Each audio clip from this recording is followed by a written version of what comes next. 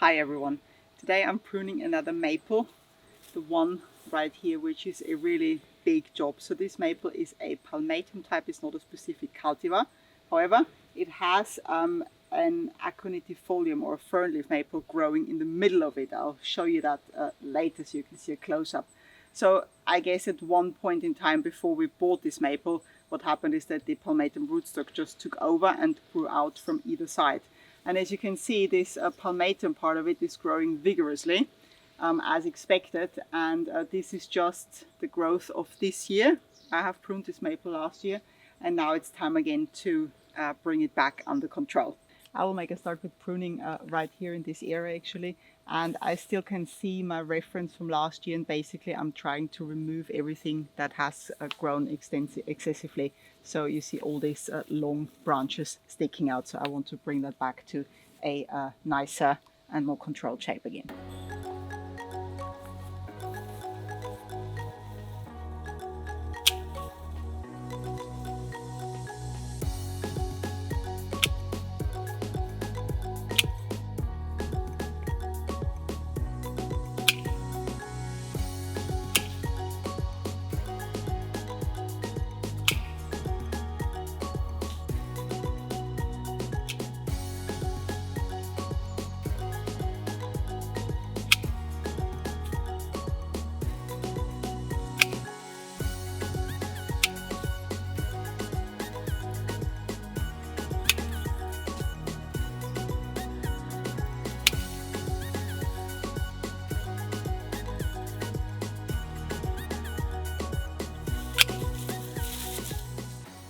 The cuts I'm doing on this maple is a combination of shortening long branches, but at some points I'm taking these long branches out completely, so at the base where they originate.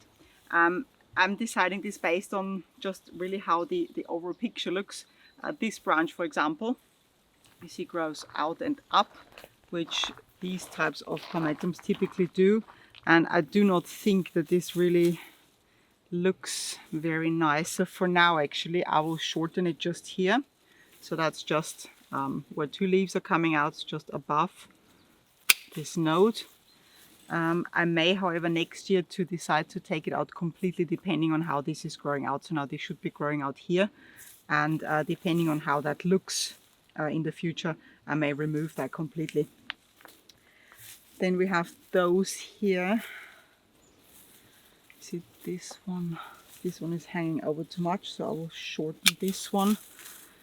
And these growing out are not ideal. I will just shorten them for now and see how that looks next year. I find this maple specifically actually quite tricky to prune because the shape, the natural shape and branch structure is rather bushy and vigorously growing, as opposed to growing in thinner layers like many other maples do. So this one is not that easy to keep in a nice shape, I find.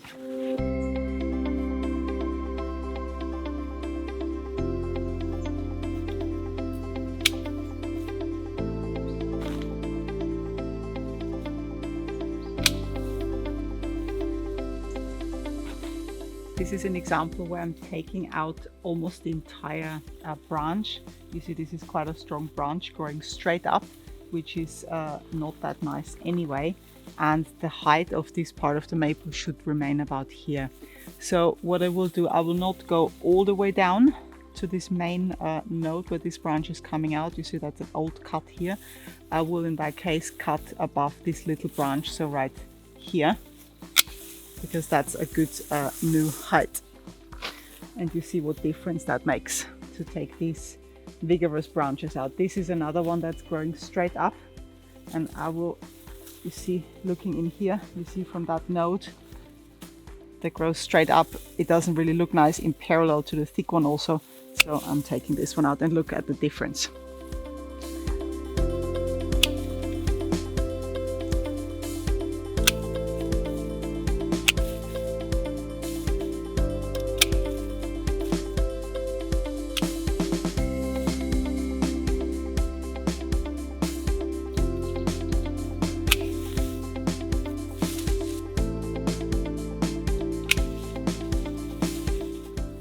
just had a little 10-minute downpour. You can see that the leaves are wet, but it's over again, so we can continue. And I will just finish off this side of the palmatum part of the tree, just those few left, and then around there, and then I will go to the other half of the middle one of the fernleaf maple.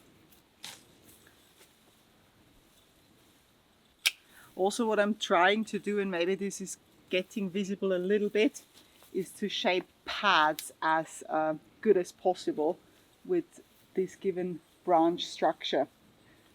So I started that already last year when I pruned the maple, and I think you can kind of see that it's taking shape a little bit.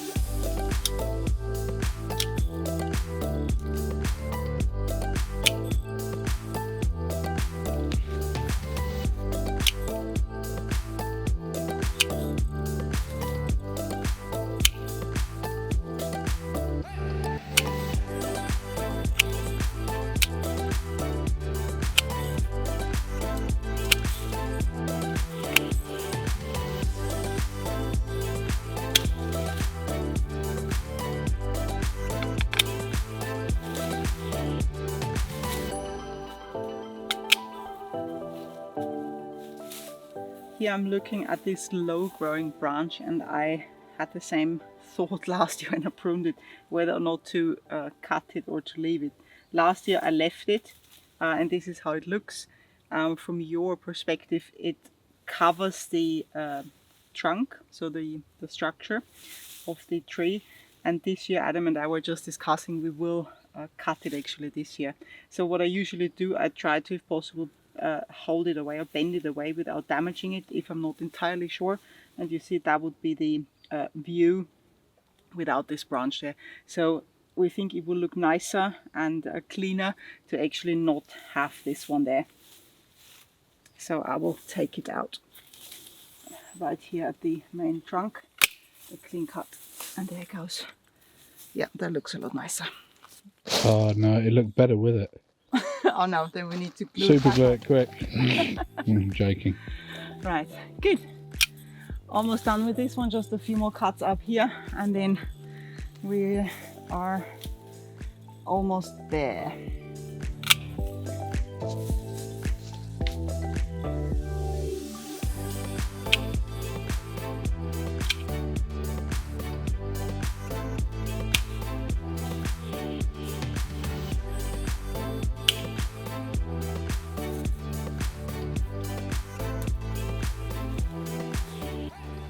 Alright, those are my last two cuts, I think. Let's have a look. Yes. Okay, there's one more up there. That will be, then needs cutting as well. But then this one is done. And then as a second small job for today, we just have a very small maple to prune a little bit.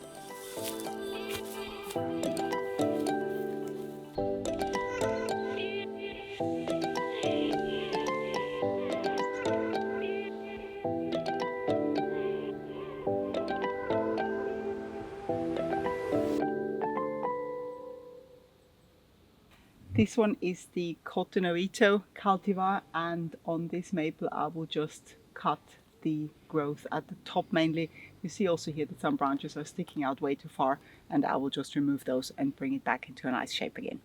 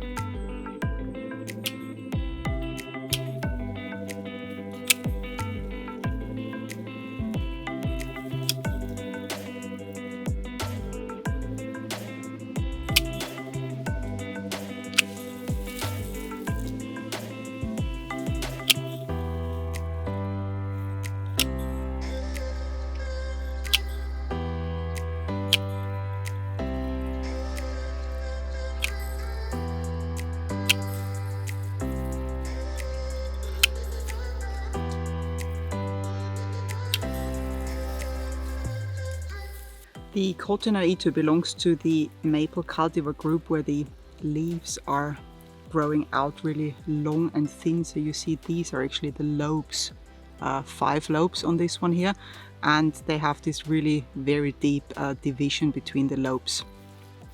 And last year I think I pruned this also in a video, and I thought that these new leaves, you see they have larger lobes and wider lobes, are actually the rootstock maple growing through again, but a subscriber said in a comment that this is actually a characteristic of this Koto-no-ito, how it grows. So you can see here again a comparison of the leaf shape.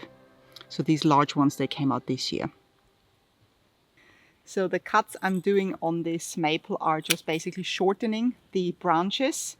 I'm not really taking out any at the base here, and I'm on to my last few cuts here at the top, and then this one is also finished and has a nice looking shape again. And that brings me to the end of the video. If you enjoyed the video, please give us a like. Don't forget to subscribe to our channel. Thank you so much for watching, and see you next time. Bye!